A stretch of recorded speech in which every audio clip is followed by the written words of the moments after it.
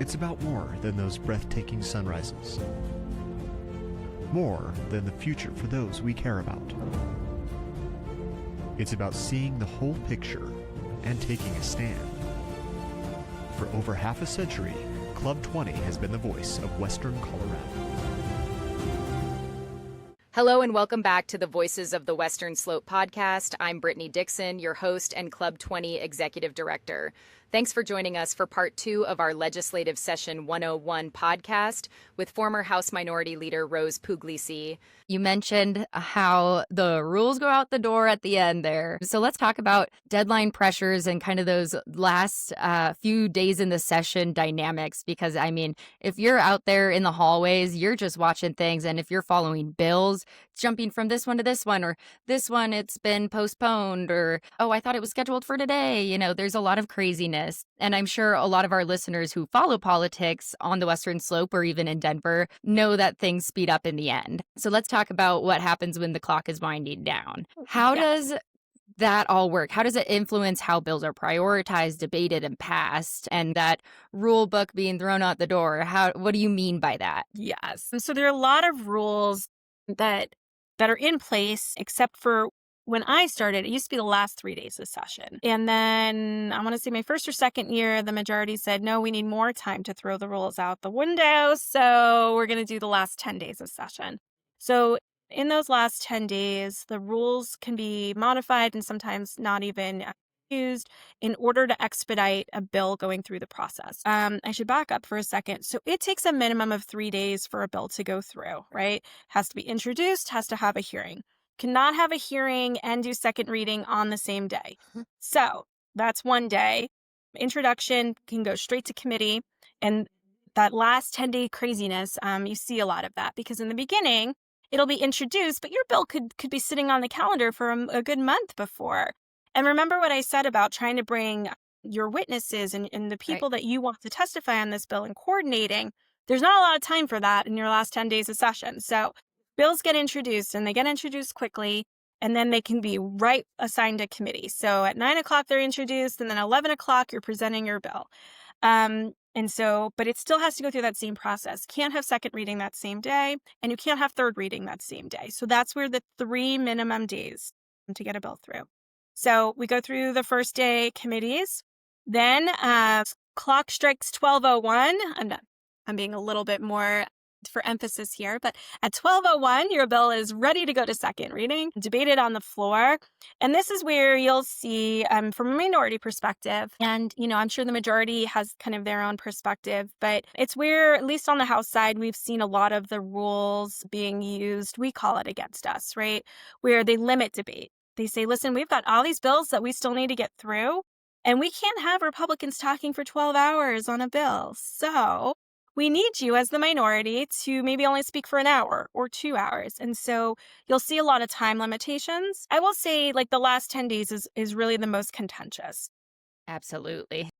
If I could wave my magic wand and be in the majority instead of the minority, for me, I think putting those heavier bills, the bills that really do require more debate and require more amendments, the ones that really have the most impact, I would say. I would love to see those all on the beginning of the calendar, right? Introduced earlier in the session where we have more time. Right. Versus kind of putting really controversial and pushing them through on the last, within that last 10 days when you don't have the time to debate and work on amendments in the same way. And I know we saw that my first year with property taxes, and then there was a ballot initiative, then there were special sessions. It really is not the best way to make policy. And we all learned that, right? And I think once we were able to actually come together, majority and the minority together, and work on property tax, again, not the perfect bill, but it did lower people's property taxes. And so we were able to do that in a very bipartisan way. So what I would say is the lesson to learn is, at least for me, and I can't say, I never had a bill that went through in that last month.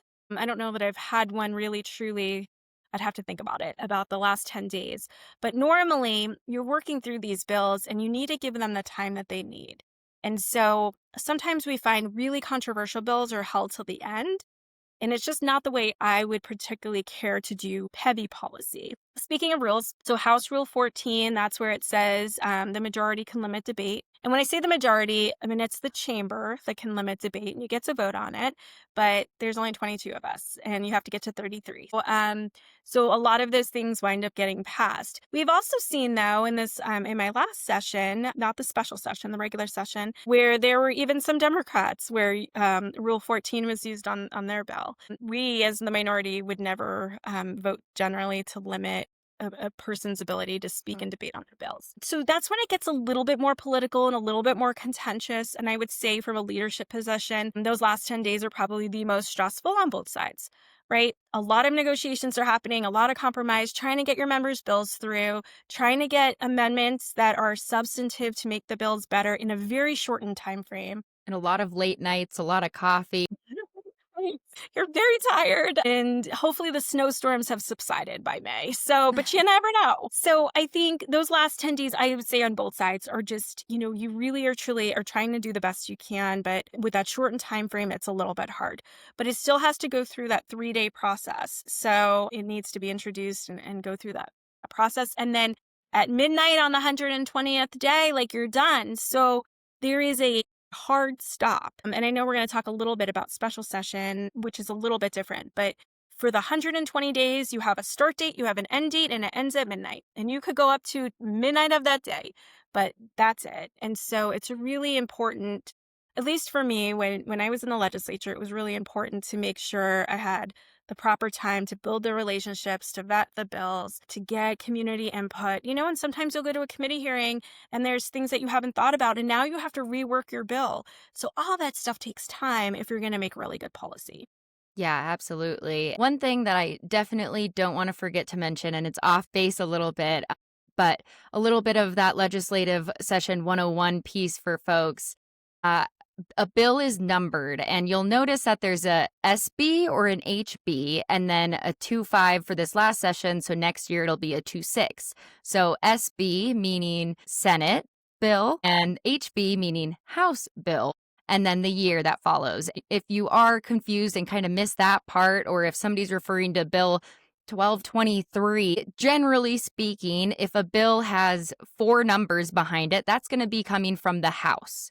And if a bill has 3 numbers coming behind it, that's going to be coming from the Senate. So that might help you guys kind of understand who you should be reaching out to, and when to reach out to them as well, because they'll keep their numbers as they move through the process, whether they're being considered in the House or in the Senate. Anything to add on that part before we move forward? No, absolutely. No, that's really helpful, I think, for people to know. And the reason that the numbers are higher in the House is because there's just more of us and less in the Senate. And so that's why the numbers are higher. Yes. And, there's a lot of people sometimes will throw out a bill number and they'll be like 1225. And I'm like, 1225 in what year? In 2025, in 2024, in 2023. So sometimes when you're talking about bills, I would say specifying the year. So 23-1255 or 25 is really helpful as legislators are trying to navigate what your issue is and trying to find the bill that potentially caused an issue or needs to be resolved or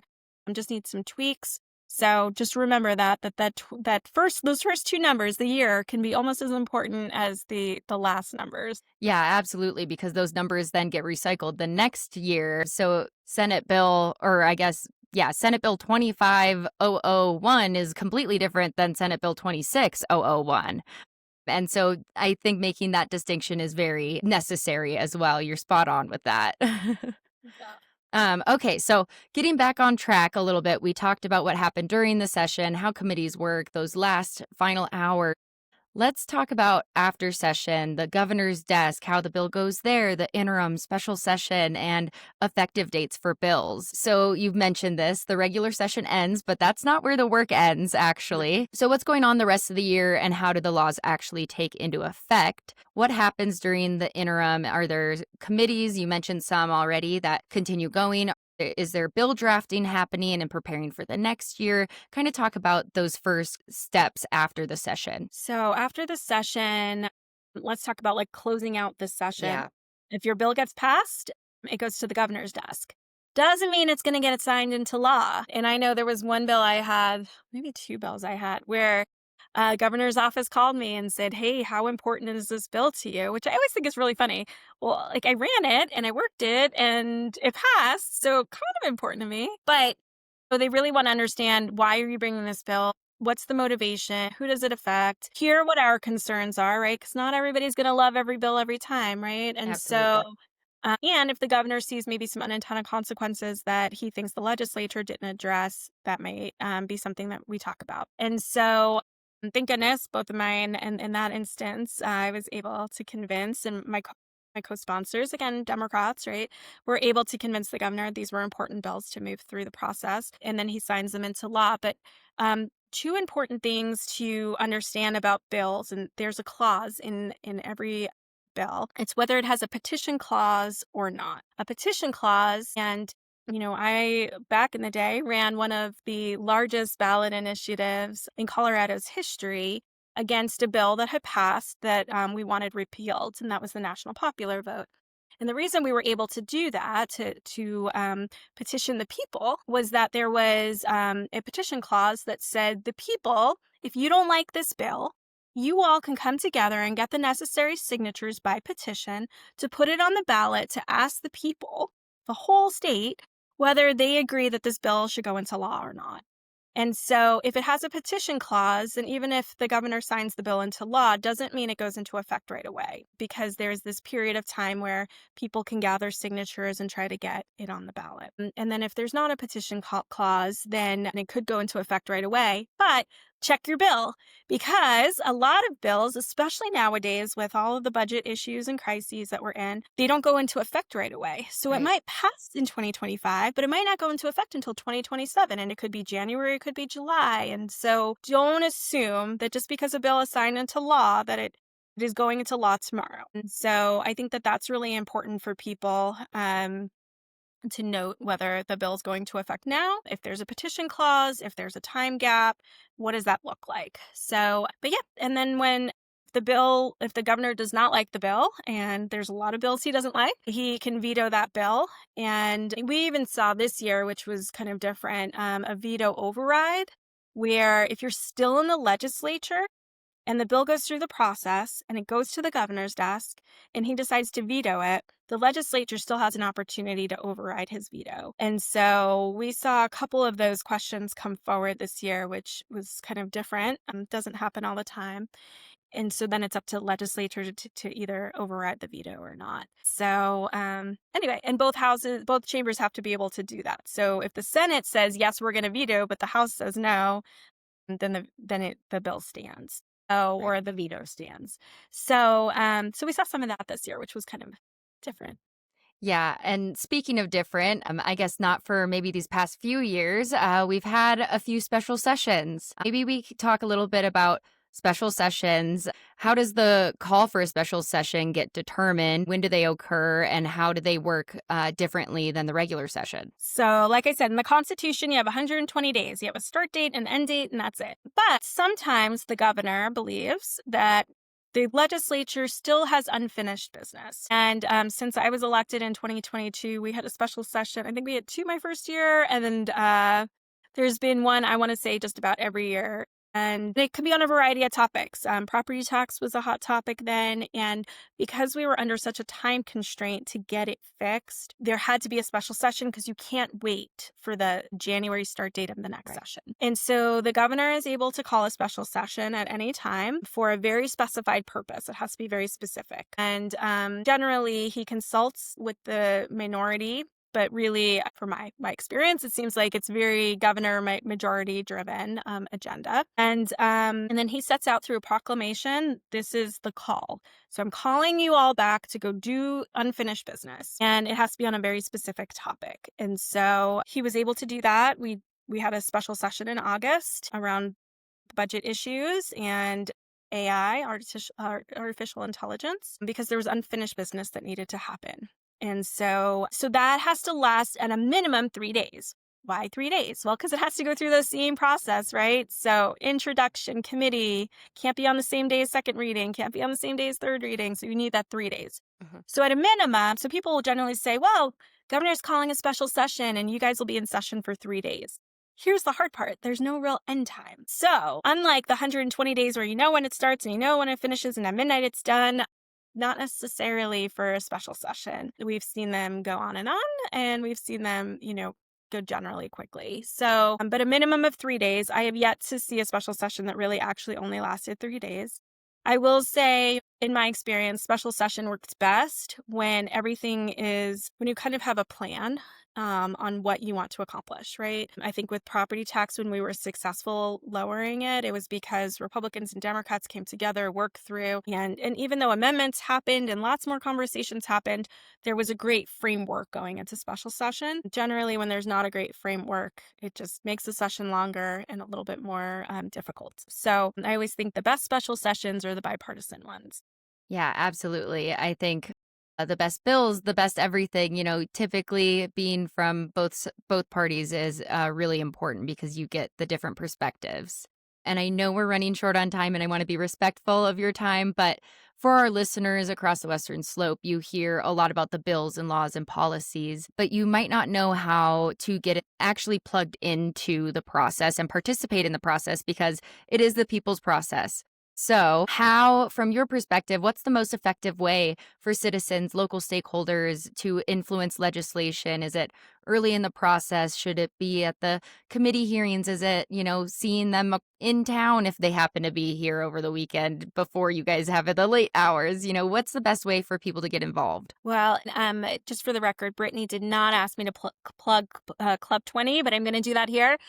Getting involved in great organizations like Club 20, where you have shared voices and priorities, I think is incredibly important. There are organizations throughout the state that you can get involved in to be very passionate about issues, but I've been a Club 20 member for a long time, and I think it really is a great organization. So a couple of things. One, building those relationships with legislators. Start in your own hometown, right? If you don't know your own legislator, go take them to coffee. I used to love that when constituents would reach out, and I always made time for coffee because I think it's really important to get to know your constituents, to know what their issues are, but to help them engage in the process. And so build a relationship with your local legislators, Senate and House, and then branch out from there.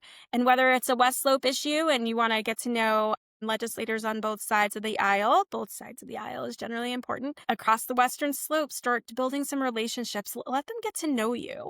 And then you can actually, you really can have such an influence. I can't tell you how many people have influenced my legislation just by reaching out and building that relationship. And so building relationships, probably the most important thing you can do if you want to influence this process. And then after that, I would say, if you're not involved in a great organization like Club 20, although I generally recommend it, you can reach out to legislators, look at a calendar, find a committee that you're passionate about, whether that's agriculture, education. I mean, there's so many committees that have real life issues that are important to you, and just start tracking that committee and find out what kind of bills they're listening to.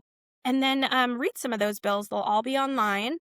And you can participate in the process by either showing up at the Capitol, which is always great. I loved, and Brittany can attest to this, when you have your West Slope friends coming to your office at the Capitol. It is so incredible. And sometimes you just need that kind of West Slope love. So go love on your legislators, but also, being able to go down the Capitol and build those relationships, really important. If you're not able to do that, though, we have the fabulous remote option, and that was great on the Western Slope. When I was a county commissioner, I utilized it a lot to be able to testify on committees. Sometimes these committee meetings can go until 1 or 2 o'clock in the morning.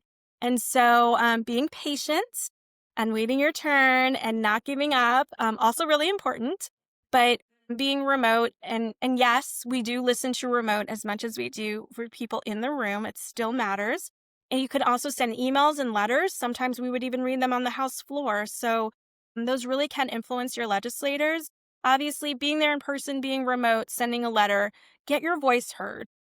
Really important to this legislative process because legislators need to hear, especially about the unintended consequences or how it affects you and your life and your family. And so being able to bring that voice is really important. And then I always say, if you can even just reach out to your legislator as you've developed these relationships and just give them some words of encouragement. It doesn't always have to be about a bill. sometimes it's just about a hard day. I know there are definitely some hard days on the floor where I would see a text pop up from a constituent or from some friends on the West Slope or in Southeast Colorado or throughout Colorado who would just say, "Hey, I'm watching you and you're doing a great job." So, those words of encouragement sounds like, it wouldn't be that big of a deal, but it really is. So I would say developing those relationships and supporting your people, even if you don't always agree, is really the best thing that we can do for all people in Colorado. Yeah, absolutely. And I swear it's not a requirement to be on this podcast to plug Club 20. But our organization can be a great resource for you guys, our listeners, to get plugged in, to create those relationships so that you feel comfortable reaching out personally, because they do. They don't want to just hear from me and from our membership as a whole. They want to hear the real life impact of the things that they're passing in Denver are doing to you. It's better coming from, anything to do with agriculture is better coming from a person in a cowboy hat and boots than it is in somebody with a suit and tie that's there every day. They want to hear from you, the real people that are facing the impacts of their bills. So in closing, Rose, I just want to thank you for walking us through this often complex but absolutely vital legislative process here in Colorado. For many, it's a bit of a black box, and I think today you helped open up some of those doors. And for our listeners, whether you live on the Western Slope, the Front Range, or anywhere in Colorado, you have a voice and a role here. When you hear about pending legislation, consider reaching out to your representative, testifying at committees if possible. The remote option is absolutely incredible, and I use it often, or contacting local advocacy groups such as Club 20. So thank you again, Rose, for your time and insight. And I'm Brittany Dixon, and this has been The Voices of the Western Slope. Until next time, thanks, Rose. Thank you. Because our way of life is worth protecting. Join Club 20 today. Visit club20.org to learn how.